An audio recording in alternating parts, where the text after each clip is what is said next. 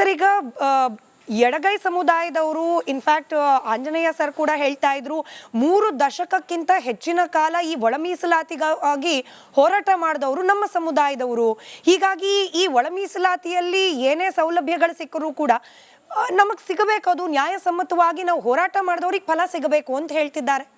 ಖಂಡಿತ ಪರಿಶಿಷ್ಟ ಜಾತಿಯ 101 ಜಾತಿಗೂ ಕೂಡ ಅವರ ಜನಸಂಖ್ಯೆಗೆ ಅನುಗುಣವಾದಂತಹ ಸೌಲಭ್ಯಗಳು ಫಲಗಳು ಸಿಗಬೇಕು. ಕರ್ನಾಟಕ ರಾಜ್ಯದ ಇತಿಹಾಸವನ್ನು ನೋಡಿದಾಗ ಕರ್ನಾಟಕ ರಾಜ್ಯದಲ್ಲಿ 30 ವರ್ಷದಿಂದ ಏನು ಒಳ ಮೀಸಲಾತಿಗಾಗಿ ಹೋರಾಟ ಆಗಿಲ್ಲ.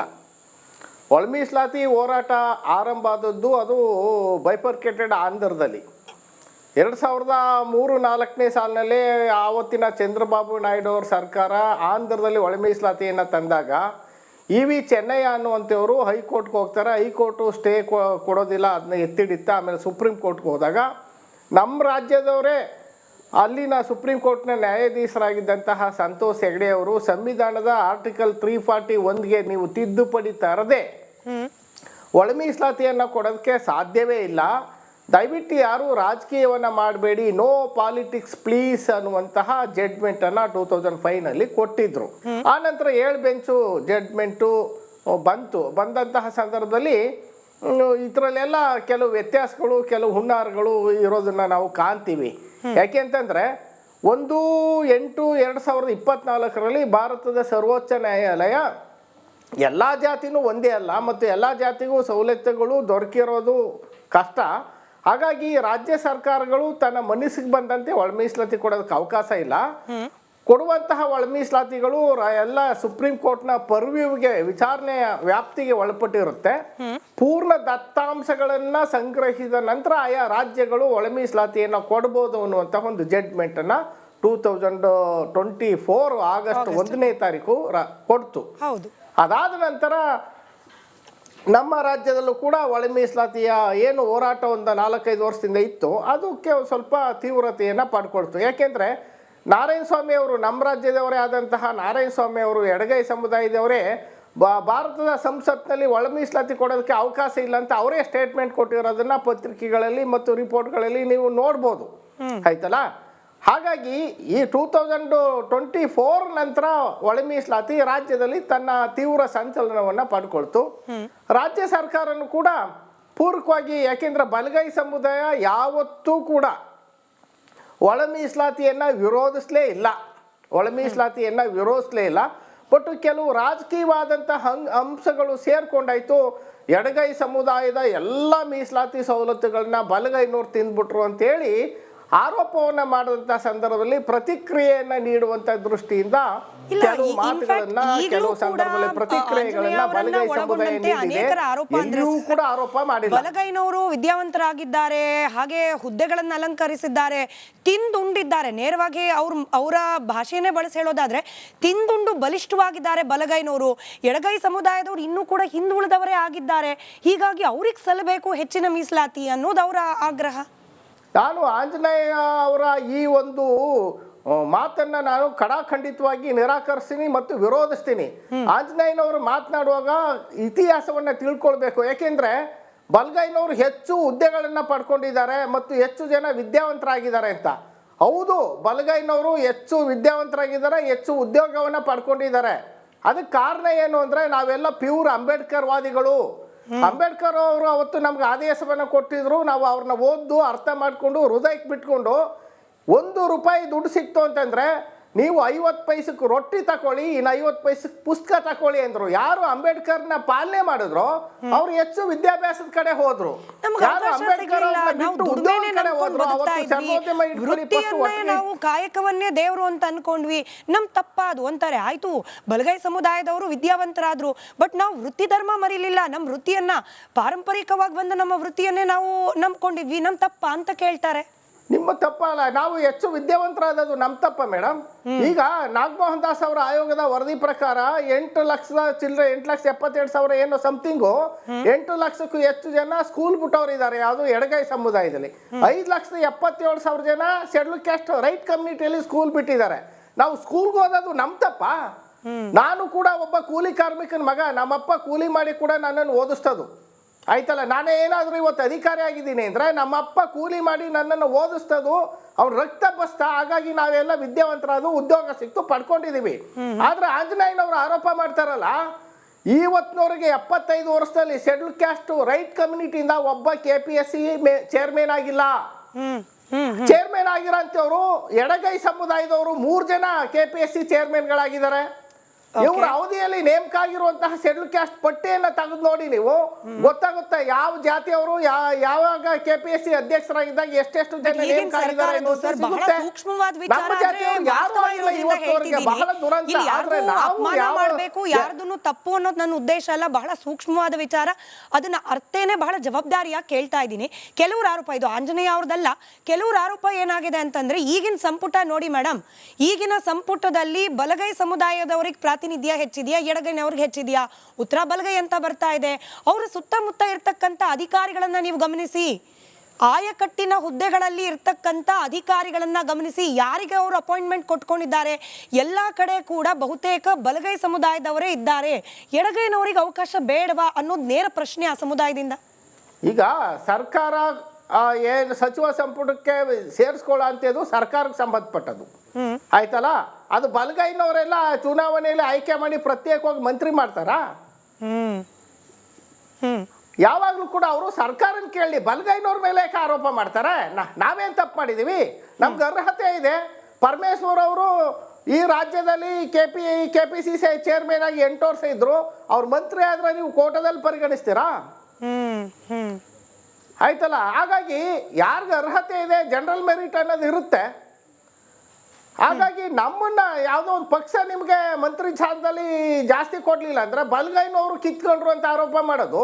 ಸರ್, ಈಗ ಎಡಗೈ ಸಮುದಾಯದವರು ಇನ್ಫ್ಯಾಕ್ಟ್ ಆಂಜನೇಯ ಸರ್ ಕೂಡ ಹೇಳ್ತಾ ಇದ್ರು, 3 ದಶಕಕ್ಕಿಂತ ಹೆಚ್ಚಿನ ಕಾಲ ಈ ಒಳ ಮೀಸಲಾತಿಗಾಗಿ ಹೋರಾಟ ಮಾಡಿದವರು ನಮ್ಮ ಸಮುದಾಯದವರು. ಹೀಗಾಗಿ ಈ ಒಳ ಮೀಸಲಾತಿಯಲ್ಲಿ ಏನೇ ಸೌಲಭ್ಯಗಳು ಸಿಕ್ಕರೂ ಕೂಡ ನಮಗೆ ಸಿಗಬೇಕು, ಅದು ನ್ಯಾಯಸಮ್ಮತವಾಗಿ ನಾವು ಹೋರಾಟ ಮಾಡಿದವ್ರಿಗೆ ಫಲ ಸಿಗಬೇಕು ಅಂತ ಹೇಳ್ತಿದ್ದಾರೆ. ಖಂಡಿತ. ಪರಿಶಿಷ್ಟ ಜಾತಿಯ 101 ಜಾತಿಗೂ ಕೂಡ ಅವರ ಜನಸಂಖ್ಯೆಗೆ ಅನುಗುಣವಾದಂತಹ ಸೌಲಭ್ಯಗಳು ಫಲಗಳು ಸಿಗಬೇಕು. ಕರ್ನಾಟಕ ರಾಜ್ಯದ ಇತಿಹಾಸವನ್ನು ನೋಡಿದಾಗ ಕರ್ನಾಟಕ ರಾಜ್ಯದಲ್ಲಿ 30 ವರ್ಷದಿಂದ ಏನು ಒಳ ಮೀಸಲಾತಿಗಾಗಿ ಹೋರಾಟ ಆಗಿಲ್ಲ. ಒಳ ಮೀಸಲಾತಿ ಹೋರಾಟ ಆರಂಭ ಆದದ್ದು ಅದು ಬೈಫರ್ಕೇಟೆಡ್ ಆಂಧ್ರದಲ್ಲಿ 2003-4ನೇ ಸಾಲಿನಲ್ಲಿ ಆವತ್ತಿನ ಚಂದ್ರಬಾಬು ನಾಯ್ಡು ಅವ್ರ ಸರ್ಕಾರ ಆಂಧ್ರದಲ್ಲಿ ಒಳ ಮೀಸಲಾತಿಯನ್ನು ತಂದಾಗ EV ಚೆನ್ನಯ್ಯ ಅನ್ನುವಂಥವರು ಹೈಕೋರ್ಟ್ಗೆ ಹೋಗ್ತಾರೆ. ಹೈಕೋರ್ಟು ಸ್ಟೇ ಕೊಡೋದಿಲ್ಲ, ಅದನ್ನ ಎತ್ತಿಡಿತ್ತೆ. ಆಮೇಲೆ ಸುಪ್ರೀಂ ಕೋರ್ಟ್ಗೆ ಹೋದಾಗ ನಮ್ಮ ರಾಜ್ಯದವರೇ ಅಲ್ಲಿನ ಸುಪ್ರೀಂ ಕೋರ್ಟ್ನ ನ್ಯಾಯಾಧೀಶರಾಗಿದ್ದಂತಹ ಸಂತೋಷ್ ಹೆಗ್ಡೆ ಅವರು ಸಂವಿಧಾನದ ಆರ್ಟಿಕಲ್ 341ಗೆ ನೀವು ತಿದ್ದುಪಡಿ ತರದೆ ಒಳ ಮೀಸಲಾತಿಯನ್ನು ಕೊಡೋದಕ್ಕೆ ಸಾಧ್ಯವೇ ಇಲ್ಲ, ದಯವಿಟ್ಟು ಯಾರು ರಾಜಕೀಯವನ್ನು ಮಾಡಬೇಡಿ, ನೋ ಪಾಲಿಟಿಕ್ಸ್ ಪ್ಲೀಸ್ ಅನ್ನುವಂತಹ ಜಡ್ಜ್ಮೆಂಟನ್ನು 2005ನಲ್ಲಿ ಕೊಟ್ಟಿದ್ರು. ಆನಂತರ 7 ಬೆಂಚು ಜಡ್ಜ್ಮೆಂಟು ಬಂದಂತಹ ಸಂದರ್ಭದಲ್ಲಿ ಇದರಲ್ಲೆಲ್ಲ ಕೆಲವು ವ್ಯತ್ಯಾಸಗಳು, ಕೆಲವು ಹುನ್ನಾರಗಳು ಇರೋದನ್ನು ನಾವು ಕಾಣ್ತೀವಿ. ಯಾಕೆ ಅಂತಂದರೆ 1/8/2024ರಲ್ಲಿ ಭಾರತದ ಸರ್ವೋಚ್ಚ ನ್ಯಾಯಾಲಯ ಎಲ್ಲ ಜಾತಿನೂ ಒಂದೇ ಅಲ್ಲ ಮತ್ತು ಎಲ್ಲ ಜಾತಿಗೂ ಸವಲತ್ತುಗಳು ದೊರಕಿರೋದು ಕಷ್ಟ.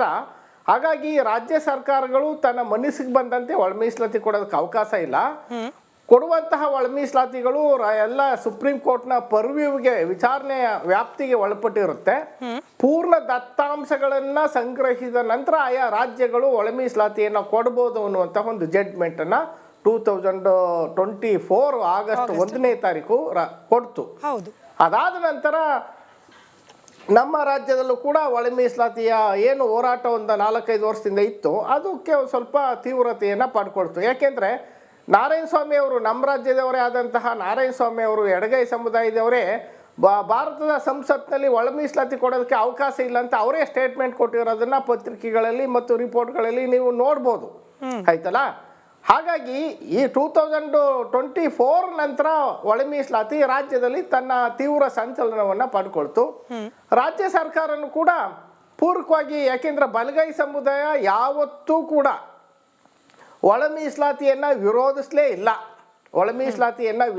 ಇಲ್ಲ. ಬಟ್ ಕೆಲವು ರಾಜಕೀಯವಾದಂತಹ ಅಂಶಗಳು ಸೇರ್ಕೊಂಡಾಯ್ತು. ಎಡಗೈ ಸಮುದಾಯದ ಎಲ್ಲ ಮೀಸಲಾತಿ ಸವಲತ್ತುಗಳನ್ನ ಬಲಗೈನವ್ರು ತಿಂದ್ಬಿಟ್ರು ಅಂತೇಳಿ ಆರೋಪವನ್ನ ಮಾಡಿದಂತ ಸಂದರ್ಭದಲ್ಲಿ ಪ್ರತಿಕ್ರಿಯೆಯನ್ನ ನೀಡುವಂತ ದೃಷ್ಟಿಯಿಂದ ಕೆಲವು ಮಾತುಗಳನ್ನ ಕೆಲವು ಸಂದರ್ಭದಲ್ಲಿ ಪ್ರತಿಕ್ರಿಯೆಗಳನ್ನ ಬಲಗೈ ಸಮುದಾಯ ನೀಡಿದೆ. ಎಲ್ಲಿಯೂ ಕೂಡ ಆರೋಪ ಮಾಡಿಲ್ಲ. ಬಲಗೈನವರು ವಿದ್ಯಾವಂತರಾಗಿದ್ದಾರೆ, ಹಾಗೆ ಹುದ್ದೆಗಳನ್ನು ಅಲಂಕರಿಸಿದ್ದಾರೆ, ತಿಂದುಂಡಿದ್ದಾರೆ. ನೇರವಾಗಿ ಅವರ ಭಾಷೆಯನ್ನೇ ಬಳಸಿ ಹೇಳೋದಾದ್ರೆ ತಿಂದುಂಡು ಬಲಿಷ್ಠವಾಗಿದ್ದಾರೆ ಬಲಗೈನವರು. ಎಡಗೈ ಸಮುದಾಯದವರು ಇನ್ನೂ ಕೂಡ ಹಿಂದುಳಿದವರೇ ಆಗಿದ್ದಾರೆ. ಹೀಗಾಗಿ ಅವ್ರಿಗೆ ಸಲ್ಲಬೇಕು ಹೆಚ್ಚಿನ ಮೀಸಲಾತಿ ಅನ್ನೋದು ಅವರ ಆಗ್ರಹ. ನಾನು ಆಂಜನೇಯ ಅವರ ಈ ಒಂದು ಮಾತನ್ನ ನಾನು ಖಡಾಖಂಡಿತವಾಗಿ ನಿರಾಕರಿಸ್ತೀನಿ ಮತ್ತು ವಿರೋಧಿಸ್ತೀನಿ. ಆಂಜನೇಯನವರು ಮಾತನಾಡುವಾಗ ಇತಿಹಾಸವನ್ನ ತಿಳ್ಕೊಳ್ಬೇಕು. ಯಾಕೆಂದ್ರೆ ಬಲಗೈನವರು ಹೆಚ್ಚು ಹುದ್ದೆಗಳನ್ನ ಪಡ್ಕೊಂಡಿದ್ದಾರೆ ಮತ್ತು ಹೆಚ್ಚು ಜನ ವಿದ್ಯಾವಂತರಾಗಿದ್ದಾರೆ ಅಂತ. ಹೌದು, ಬಲಗೈನವರು ಹೆಚ್ಚು ವಿದ್ಯಾವಂತರಾಗಿದ್ದಾರೆ, ಹೆಚ್ಚು ಉದ್ಯೋಗವನ್ನ ಪಡ್ಕೊಂಡಿದ್ದಾರೆ. ಅದಕ್ಕೆ ಕಾರಣ ಏನು ಅಂದ್ರೆ ನಾವೆಲ್ಲ ಪ್ಯೂರ್ ಅಂಬೇಡ್ಕರ್ ವಾದಿಗಳು. ಅಂಬೇಡ್ಕರ್ ಅವರು ಅವತ್ತು ನಮ್ಗೆ ಆದೇಶವನ್ನು ಕೊಟ್ಟಿದ್ರು. ನಾವು ಅವ್ರನ್ನ ಓದ್ದು ಅರ್ಥ ಮಾಡಿಕೊಂಡು ಹೃದಯಕ್ಕೆ ಬಿಟ್ಕೊಂಡು ₹1 ದುಡ್ಡು ಸಿಕ್ತು ಅಂತಂದ್ರೆ ನೀವು 50 ಪೈಸಕ್ಕೆ ರೊಟ್ಟಿ ತಕೊಳ್ಳಿ, ಇನ್ನು 50 ಪೈಸಕ್ಕೆ ಪುಸ್ತಕ ತಕೊಳ್ಳಿ ಅಂದ್ರು. ಯಾರು ಅಂಬೇಡ್ಕರ್ನ ಪಾಲನೆ ಮಾಡಿದ್ರು ಅವ್ರು ಹೆಚ್ಚು ವಿದ್ಯಾಭ್ಯಾಸದ ಕಡೆ ಹೋದ್ರು. ಯಾರು ಅಂಬೇಡ್ಕರ್ ನಾವು ಕಾಯಕವನ್ನೇ ದೇವರು ಅಂತ ಅನ್ಕೊಂಡ್ವಿ, ನಮ್ ತಪ್ಪಾದು ಅಂತಾರೆ. ಆಯ್ತು, ಬಲಗೈ ಸಮುದಾಯದವರು ವಿದ್ಯಾವಂತರಾದ್ರು, ಬಟ್ ನಾವು ವೃತ್ತಿ ಧರ್ಮ ಮರಿಲಿಲ್ಲ. ನಮ್ಮ ವೃತ್ತಿಯನ್ನ ಪಾರಂಪರಿಕವಾಗಿ ಬಂದ ನಮ್ಮ ವೃತ್ತಿಯನ್ನೇ ನಾವು ನಂಬ್ಕೊಂಡಿದ್ವಿ. ನಮ್ ತಪ್ಪ ಅಂತ ಕೇಳ್ತಾರೆ. ನಿಮ್ಮ ತಪ್ಪಲ್ಲ, ನಾವು ಹೆಚ್ಚು ವಿದ್ಯಾವಂತರಾದದ್ದು ನಮ್ಮ ತಪ್ಪ ಮೇಡಮ್. ಈಗ ನಾಗಮೋಹನ್ ದಾಸ್ ಅವರ ಆಯೋಗದ ವರದಿ ಪ್ರಕಾರ 8 ಲಕ್ಷದ ಚಿಲ್ಲರೆ 8,72,000 ಏನೋ ಸಮಥಿಂಗು 8 ಲಕ್ಷಕ್ಕೂ ಹೆಚ್ಚು ಜನ ಸ್ಕೂಲ್ ಬಿಟ್ಟವ್ರಿದ್ದಾರೆ. ಯಾವುದು ಎಡಗೈ ಸಮುದಾಯದಲ್ಲಿ 5,77,000 ಜನ ಶೆಡ್ಯೂಲ್ ಕ್ಯಾಸ್ಟ್ ರೈಟ್ ಕಮ್ಯುನಿಟಿಯಲ್ಲಿ ಸ್ಕೂಲ್ ಬಿಟ್ಟಿದ್ದಾರೆ. ನಾವು ಸ್ಕೂಲ್ಗೆ ಓದೋದು ನಮ್ಮ ತಪ್ಪ. ನಾನು ಕೂಡ ಒಬ್ಬ ಕೂಲಿ ಕಾರ್ಮಿಕನ ಮಗ. ನಮ್ಮಪ್ಪ ಕೂಲಿ ಮಾಡಿ ಕೂಡ ನನ್ನನ್ನು ಓದಿಸ್ತದು. ಆಯ್ತಲ್ಲ, ನಾನೇ ಏನಾದರೂ ಇವತ್ತು ಅಧಿಕಾರಿ ಆಗಿದ್ದೀನಿ ಅಂದರೆ ನಮ್ಮಪ್ಪ ಕೂಲಿ ಮಾಡಿ ನನ್ನನ್ನು ಓದಿಸ್ತದು, ಅವ್ನು ರಕ್ತ ಬಸ್ತ. ಹಾಗಾಗಿ ನಾವೆಲ್ಲ ವಿದ್ಯಾವಂತರಾದ ಉದ್ಯೋಗ ಸಿಕ್ತು ಪಡ್ಕೊಂಡಿದ್ದೀವಿ. ಆದ್ರೆ ಆಂಜನೇಯನವರು ಆರೋಪ ಮಾಡ್ತಾರಲ್ಲ, ಇವತ್ತಿನವರೆಗೆ 75 ವರ್ಷದಲ್ಲಿ ಶೆಡ್ಯೂಲ್ ಕ್ಯಾಸ್ಟ್ ರೈಟ್ ಕಮ್ಯುನಿಟಿಯಿಂದ ಒಬ್ಬ KPSC ಚೇರ್ಮನ್ ಆಗಿಲ್ಲ. ಚೇರ್ಮನ್ ಆಗಿರೋಂಥವ್ರು ಎಡಗೈ ಸಮುದಾಯದವರು 3 ಜನ KPSC ಚೇರ್ಮನ್ಗಳಾಗಿದ್ದಾರೆ. ಇವ್ರ ಅವಧಿಯಲ್ಲಿ ನೇಮಕ ಆಗಿರುವಂತಹ ಶೆಡ್ಯೂಲ್ ಕ್ಯಾಸ್ಟ್ ಪಟ್ಟಿಯನ್ನ ತೆಗೆದು ನೋಡಿ, ನೀವು ಗೊತ್ತಾಗುತ್ತೆ ಯಾವ ಜಾತಿಯವರು ಯಾವಾಗ KPSC ಅಧ್ಯಕ್ಷರಾಗಿದ್ದಾಗ ಎಷ್ಟೆಷ್ಟು ಜನ ನೇಮಕ ಆಗಿದ್ದಾರೆ. ಬಹಳ ದುರಂತ. ಯಾರ್ದನ್ನು ತಪ್ಪು ಅನ್ನೋದು ನನ್ನ ಉದ್ದೇಶ ಅಲ್ಲ, ಬಹಳ ಸೂಕ್ಷ್ಮವಾದ ವಿಚಾರ. ಅದನ್ನ ಅರ್ಥೇನೆ ಬಹಳ ಜವಾಬ್ದಾರಿಯಾಗಿ ಕೇಳ್ತಾ ಇದ್ದೀನಿ. ಕೆಲವ್ರ ಆರೋಪ, ಇದು ಆಂಜನೇಯ ಅವ್ರದಲ್ಲ, ಕೆಲವ್ರ ಆರೋಪ ಏನಾಗಿದೆ ಅಂತಂದ್ರೆ ಈಗಿನ ಸಂಪುಟ ನೋಡಿ ಮೇಡಮ್, ಈಗಿನ ಸಂಪುಟದಲ್ಲಿ ಬಲಗೈ ಸಮುದಾಯದವರಿಗೆ ಪ್ರಾತಿನಿಧ್ಯ ಹೆಚ್ಚಿದೆಯಾ, ಎಡಗೈನವ್ರಿಗೆ ಹೆಚ್ಚಿದೆಯಾ? ಉತ್ತರ ಬಲಗೈ ಅಂತ ಬರ್ತಾ ಇದೆ. ಅವರ ಸುತ್ತಮುತ್ತ ಇರ್ತಕ್ಕಂಥ ಅಧಿಕಾರಿಗಳನ್ನ ನೀವು ಗಮನಿಸಿ, ಆಯಕಟ್ಟಿನ ಹುದ್ದೆಗಳಲ್ಲಿ ಇರ್ತಕ್ಕಂಥ ಅಧಿಕಾರಿಗಳನ್ನ ಗಮನಿಸಿ, ಯಾರಿಗೆ ಅವರು ಅಪಾಯಿಂಟ್ಮೆಂಟ್ ಕೊಟ್ಕೊಂಡಿದ್ದಾರೆ. ಎಲ್ಲ ಕಡೆ ಕೂಡ ಬಹುತೇಕ ಬಲಗೈ ಸಮುದಾಯದವರೇ ಇದ್ದಾರೆ. ಎಡಗೈನವರಿಗೆ ಅವಕಾಶ ಬೇಡವಾ ಅನ್ನೋದು ನೇರ ಪ್ರಶ್ನೆ ಆ ಸಮುದಾಯದಿಂದ. ಈಗ ಸರ್ಕಾರ ಏನು ಸಚಿವ ಸಂಪುಟಕ್ಕೆ ಸೇರಿಸ್ಕೊಳ್ಳೋ ಅಂತದ್ದು ಸರ್ಕಾರಕ್ಕೆ ಸಂಬಂಧಪಟ್ಟದ್ದು ಆಯ್ತಲ್ಲ. ಅದು ಬಲಗೈನವರೆಲ್ಲ ಚುನಾವಣೆಯಲ್ಲಿ ಆಯ್ಕೆ ಮಾಡಿ ಪ್ರತ್ಯೇಕವಾಗಿ ಮಂತ್ರಿ ಮಾಡ್ತಾರಾ? ಯಾವಾಗಲೂ ಕೂಡ ಅವರು ಸರ್ಕಾರನ ಕೇಳಿ ಬಲಗೈನವ್ರ ಮೇಲೆ ಯಾಕೆ ಆರೋಪ ಮಾಡ್ತಾರೆ? ನಾವೇನು ತಪ್ಪು ಮಾಡಿದ್ದೀವಿ? ನಮ್ಗೆ ಅರ್ಹತೆ ಇದೆ. ಪರಮೇಶ್ವರ್ ಅವರು ಈ ರಾಜ್ಯದಲ್ಲಿ KPCC ಚೇರ್ಮನ್ ಆಗಿ 8 ವರ್ಷ ಇದ್ರು. ಅವ್ರ ಮಂತ್ರಿ ಆದ್ರೆ ನೀವು ಕೋಟದಲ್ಲಿ ಪರಿಗಣಿಸ್ತೀರಾ? ಆಯ್ತಲ್ಲ. ಹಾಗಾಗಿ ಯಾರಿಗೆ ಅರ್ಹತೆ ಇದೆ, ಜನರಲ್ ಮೆರಿಟ್ ಅನ್ನೋದು ಇರುತ್ತೆ. ಹಾಗಾಗಿ ನಮ್ಮನ್ನ ಯಾವುದೋ ಒಂದು ಪಕ್ಷ ನಿಮಗೆ ಮಂತ್ರಿ ಸ್ಥಾನದಲ್ಲಿ ಜಾಸ್ತಿ ಕೊಡ್ಲಿಲ್ಲ ಅಂದ್ರೆ ಬಲಗೈನವರು ಕಿತ್ಕೊಂಡ್ರು ಅಂತ ಆರೋಪ ಮಾಡೋದು ಏನು?